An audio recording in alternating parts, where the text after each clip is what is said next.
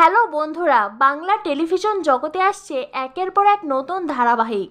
আর প্রত্যেকটি ধারাবাহিককে বেশ উপভোগ করছেন দর্শক মহল। এই মুহূর্তে এই ধারাবাহিকগুলি দর্শকদের অবসর জীবনযাপনের একটি অন্যতম অবিচ্ছেদ্য অঙ্গ হয়ে উঠেছে। কিন্তু এবার দর্শকদের জন্য রয়েছে একটি বিরাট দুঃসংবাদ। শোনা যাচ্ছে হঠাৎ করেই বন্ধ হয়ে গেল স্টার জলসার আসন্ন ধারাবাহিক উড়ানের শুটিং।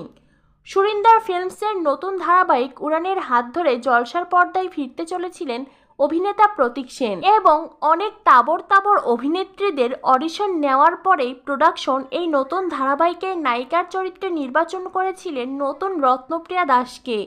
এই ধারাবাহিকের মধ্য দিয়েই তার টেলিভিশন জগতে যাত্রা শুরু হওয়ার কথা ছিল, কিন্তু সবই বর্তমানে অতীত। ইতিমধ্যেই জলসার পর্দায় প্রকাশ পেয়েছে আসন্ন উড়ান ধারাবাহিকটির প্রোমো। জানা যাচ্ছে 3 দিন শুটিং হয়েছে এই ধারাবাহিকের, কিন্তু তারপরেই হঠাৎ করে অনির্দিষ্ট কালের জন্য বন্ধ হয়ে গেল ধারাবাহিকের শুটিং। আর এই ঘটনাটি বেশ ভাবিয়ে তুলেছে ভক্তদের। তবে কি আর জলসার পর্দায় প্রকাশ পাবে না এই নতুন ধারাবাহিক?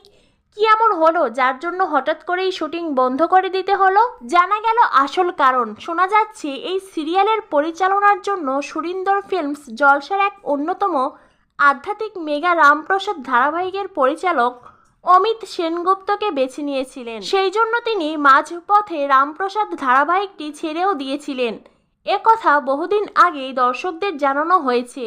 এরপর এই পরিচালকের পরিচালনায় 3 দিন শুটিং হয়েছে আসন্ন নতুন ধারাবাহিক উড়ানের। কিন্তু এই মুহূর্তে 3 দিন শুটিং চলার পর হঠাৎ করেই প্রোডাকশন হাউসের সঙ্গে অন্তর্দ্বন্দ্বে জড়িয়ে পড়েন অমিত সেনগুপ্ত, যার ফলস্বরূপ তাকে বাদ দিয়েছে সুরিন্দর ফিল্মস প্রোডাকশন হাউস।